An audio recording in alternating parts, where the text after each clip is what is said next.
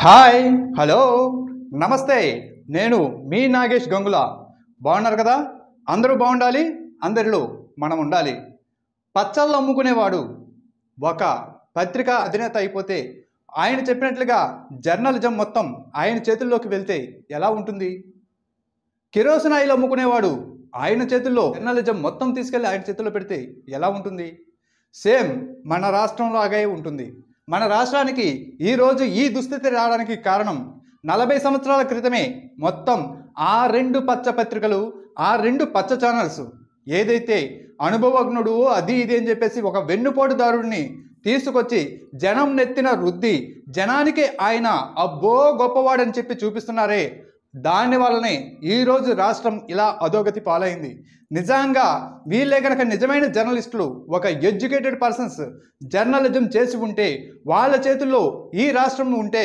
అప్పుడు ఎలా ఉండేది జగన్మోహన్ రెడ్డి లాంటి నాయకుడు ఆ రోజుల్లోనే వచ్చేవాడు ఏదో ఒక సిటీని డెవలప్ చేసేసి ఒక ఊరినే డెవలప్ చేసేసి కుల రాజధానిని నిర్మించేసి దాన్ని తీసుకొచ్చి పక్క రాష్ట్రానికి అమ్మేసే దుర్మార్గపు అభివృద్ధులు చేసేవాడు కాదు ఇప్పటిలాగే జగన్మోహన్ రెడ్డి ఏదైతే ప్రతి గ్రామాన్ని తీర్చిదిద్దుతున్నాడు ప్రతి విద్యార్థిని తీర్చిదిద్దుతున్నాడు ప్రతి తల్లిదండ్రుల ఆరోగ్యాన్ని కాపాడుతున్నాడు ప్రతి ఊర్లో రైతులను బాగా చూసుకుంటున్నాడు అలా ఎప్పుడో జరగాల్సింది ఇప్పటి వరకు జరగలేదు ఈ ఉపోద్ఘాతం అంతా ఎందుకు చెప్తున్నానంటే ఈరోజు నేను ఇందాకే ఒక పచ్చ ఛానల్లో ఒకానొక న్యూస్ చూశాను అది విజయమ్మ గురించి ఆ విజయమ్మ గురించి న్యూస్ ఏంటంటే జగన్మోహన్ రెడ్డి గారి గురించి విజయమ్మ గారి గురించి ఎప్పుడైతే షర్మిలమ్మ వచ్చి మోహన్ రెడ్డి గారి మీద విపరీతమైన ఆరోపణలు చేస్తూ కుటుంబ విషయాల్ని కూడా రోడ్డు మీదకి వచ్చి నానా రకాల అభియోగాలు చేస్తుంటే పచ్చ పార్టీ వాళ్ళు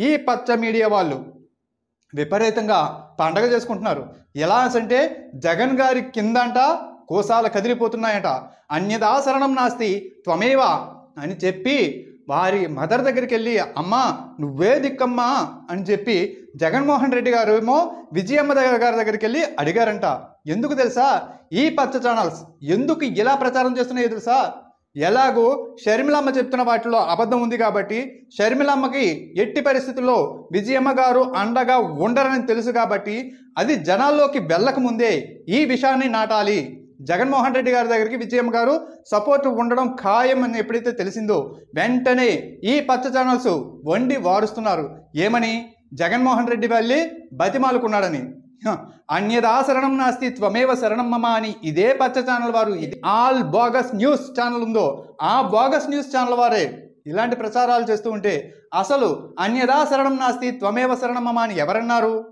మన మోస్ట్ సీనియర్ కన్నింగ్ నాయకుడు 40 years ఇండస్ట్రీ ఆయన వచ్చేసి నాకు ఇంకా వేరే దిక్కే లేదు మీ పచ్చళ్ళ ఛానలు మీ కిరోసిన్ ఆయిల్ ఛానలు ఇవే నాకు దిక్కు అలాగే నేనైతే ఇప్పటివరకు ఎప్పుడూ అనలేదు అది అంటారు కదా TV5ని ఎల్మండల సాంబా అని చెప్పేసి ఏదో అంటారు కదా అలాంటి వాళ్ళని వీళ్ళకి మీరే దిక్కు అని చెప్పేసి ఆయన నమ్ముకున్నాడు తప్ప జగన్మోహన్ రెడ్డి గారు అలా నమ్ముకోలే ఆయన నమ్ముకున్నది పైన దేవుడే దిక్కు కిందనే ప్రజలే దిక్కు అది ఆయన నమ్ముకున్నది అంతే తప్ప ఏదో నీ ఇష్టం వచ్చినట్టు నువ్వు చెప్పేస్తే ఎలా అవుతుంది ఒక్కసారి అదే ఛానల్లో ఏమొచ్చింది ఏం మాట్లాడారో మీకు చూపిస్తూ మాట్లాడతా జగన్ అవినీతిని ప్రభుత్వ వైఫల్యాలను ఎండగట్టడంతో పాటు దారుణమైన ఆయన నైజాన్ని ఆమె సూటిగా బయటపెడుతుండటంతో జగన్ కాళ్ల కింద భూమి కదులుతోంది ఎప్పుడైనా సరే జగన్ గారి కింద భూమి కదిలిపోతూ ఉందంట జగన్ గారి కింద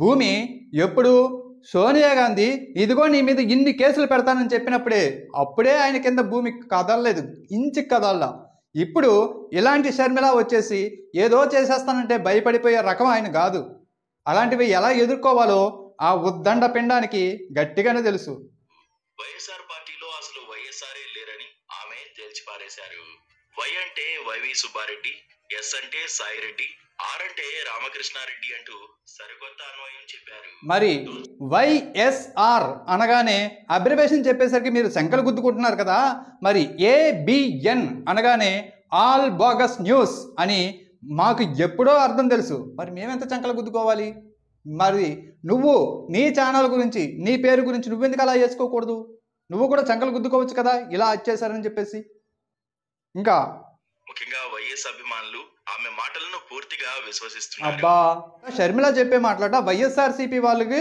మొత్తం నమ్మేస్తున్నారంట. అసలు నీ బోగస్ న్యూస్ ఛానల్నే నమ్మరు.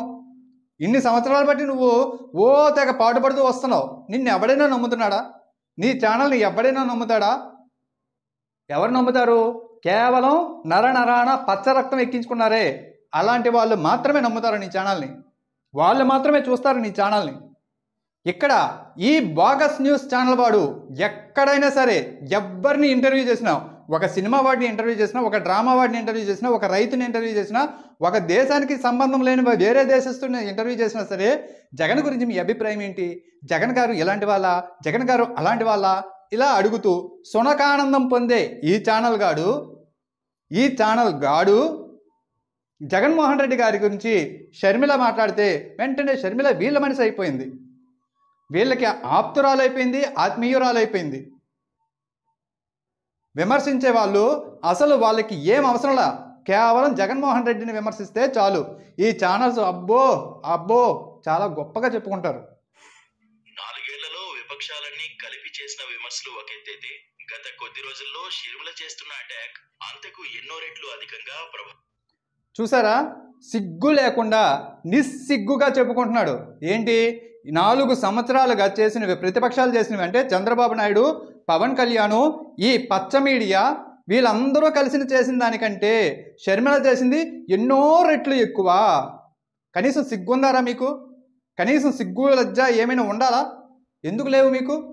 కారణం ఏంటంటే ఎన్ని రోజుల్లో ప్రతిపక్షంగా మీరు చేసింది ఏంటి అంటే అభూత కల్పనలు ఇలాంటివే తప్ప ఒక్కరోజైనా సరే పిన్ టు పిన్ ఇదిగో పాయింట్ వైజ్ పలానా విషయంలో మేము నిలదీస్తున్నాం, పలానా విషయంలో మేము ధర్నా చేస్తాం, పలానా విషయంలో మేము నిరాహార దీక్ష చేస్తాం. అంతెందుకు ప్రత్యేక హోదా విషయంలో జగన్మోహన్ రెడ్డి గారు ఫెయిల్ అయితే కనుక మరి మీరెందుకు నిలదీయలేరు? మీరెందుకు ఉద్యమాలు చేయలేదు? మీరెందుకు ఆడంగుల్లో ఇంట్లో దాక్కుని ఉన్నారు? మరి ఆ విషయాన్ని ఇప్పుడు షర్మిల గారు వచ్చి అడిగేస్తుండట. వీళ్ళు అడిగిన దానికంటే సిగ్గు లేకుండా చెప్తున్నాడు. మళ్ళీ ప్రతిపక్షాలు ఇప్పటి వరకు చేసిన దానికంటే 4 సంవత్సరాలుగా చేసిన దానికంటే షర్మిల వచ్చి కొన్ని 100 రెట్లు ఎక్కువ చేసేసిందని చెప్తున్నాడు. సిగ్గుపడాలిగా. అంటే వీళ్ళ ఫెయిల్యూర్ని వీళ్ళు ఒప్పుకుంటున్నారు. బ్లాక్ అవుతున్న పరిస్థితి. అబ్బా, షర్మిలను కట్టడి చేయడానికి తన సోషల్ మీడియాను, పార్టీ నేతలను ఆయన మొదట ఉసిగొలిపారు. ఇది ఆమెను మరింత రెచ్చగొట్టినట్టయి ఇంకా డోస్ పెంచేలా చేసింది. ఇప్పటికి ఆమె ఇంకెన్ని అంతఃపుర రహస్యాలను బయట పెడతారోనన్న భయం. ఆమె ఎంతలా రెచ్చిపోతే మాకు అంత మంచిది. ఆమె ఎంతలా రెచ్చిపోతే మా దగ్గర అన్ని సమాధానాలు ఉంటాయి. ఆమె రెచ్చిపోతూ ఉంటే జనాల్లో చీప్ అవుతూనే ఉంటారు. ఆమె రెచ్చిపోతూ ఉంటే మీ చంద్రబాబు నాయుడు, మీ పవన్ కళ్యాణ్, మీ పచ్చ మీడియా కనుమరుగవుతూనే ఉంటుంది. అటు జగన్మోహన్ రెడ్డి కనిపిస్తాడు, ఇటు షర్మిల కనిపిస్తుంది. మొత్తానికి వైఎస్ఆర్ కుటుంబం మాత్రమే కనిపిస్తుంది ఈ రాష్ట్రంలో. మీ పచ్చ మీడియా కానీ, మీ చంద్రబాబు నాయుడు కానీ కనిపించకుండా పోతాడు. అది మీకు తెలియదు. మీ అజ్ఞానపు సంతకి మీకు తెలియదు. అక్కడ వాళ్ళిద్దరే ఉంటారు రాష్ట్రంలో. ఇప్పుడు చెప్పావు కదా, నువ్వే చెప్పావు కదా, 4 సంవత్సరాల్లో మీరు చేయలేంది ఆమె చేస్తోంది అంటే అటు షర్మిలమ్మ, ఇటు జగన్మోహన్ రెడ్డి వీళ్ళిద్దరు మాత్రమే రాష్ట్రంలో ఎస్టాబ్లిష్ అవుతున్నారు. జగన్మోహన్ రెడ్డి గారిని బెదిరించాలని ఎవ్వరు ప్రయత్నించినా అదనమాట. అర్థమవుతుందా? ఇక తల్లి విజయలక్ష్మి విషయానికి వస్తే ఒక దశలో తనను జగన్ ఈసడించుకుని నుంచి తరిమేసినంత పని చేయడంతో ఆమె కూతురు షర్మిల వద్దే ఉండిపోయారు. పార్టీ వీడు సిగ్గు లేకుండా వండి మార్చే కథనంలో ఇదొక భాగం. జగన్మోహన్ రెడ్డి గారు అప్పుడు ఏమనుకున్నారు? ఎస్, ఎంత అనుకున్నా నా తోడబుట్టిన చెల్లి, రక్తాన్ని పంచుకు పుట్టిన చెల్లి, అలాంటి చెల్లి తప్పు చేస్తుంటే ఒక అన్నగా నేను మగవాడిని కాబట్టి నేను తట్టుకోగలను. కానీ నా చెల్లి తప్పటడుగులు వేస్తోంది. అలాంటి చెల్లికి తల్లిగా తాను అండగా ఉండాలి. నేను సింగిల్గా నన్ను నేను రక్షించుకోగలను, నాకు నేను చేసుకుంటూ వెళ్ళగలను. కానీ పక్క రాష్ట్రంలో శత్రువుల దగ్గరికి వెళ్తున్నప్పుడు చెల్లికి రక్షణగా ఉండాలి అని చెప్పి తల్లిని తానే బాధ్యతాయుతంగా పంపించాడు. కానీ మీ పచ్చ మీడియా మీరు మాత్రం ఇలాంటి కారు కూతలే కూస్తారు. ఇప్పుడు ఈ రాష్ట్రంలో షర్మిల వచ్చి ఈ రాష్ట్రంలోకి వచ్చి దేవుడే దిక్కు, ఇక్కడ నా కుటుంబాన్ని చేసింది జగన్మోహన్ రెడ్డి,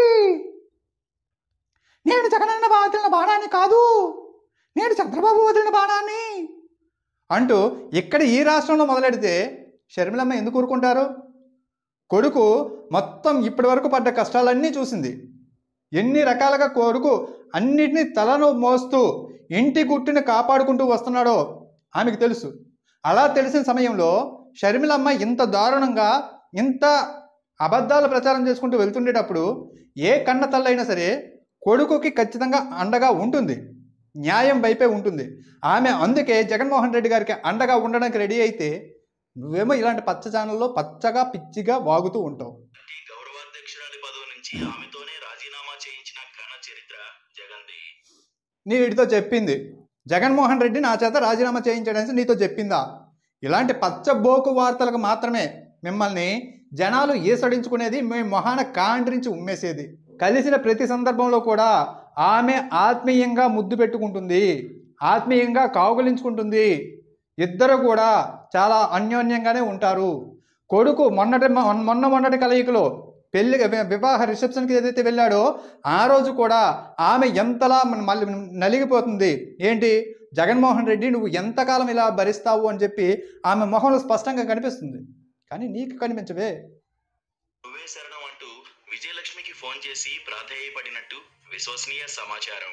పరిస్థితి ఏమీ బాలేదు. ప్రజా వ్యతిరేకత అనే అగ్నికి చెల్లి షర్మిల ఆజ్యం పోస్తోంది. నేను ఓడిపోతే జైలుకు వెళ్లాల్సి వస్తుంది. ఇది చెప్పేటప్పుడైనా సరే నిర్లజ్జగా నిస్సిగ్గుగా మీరు అబద్ధాలు చెప్తారు. ఎలా అంటే ఇప్పుడు నువ్వు చెప్తున్న ప్రతి మాట కూడా ఓడిపోయే పరిస్థితి ఎవరిది?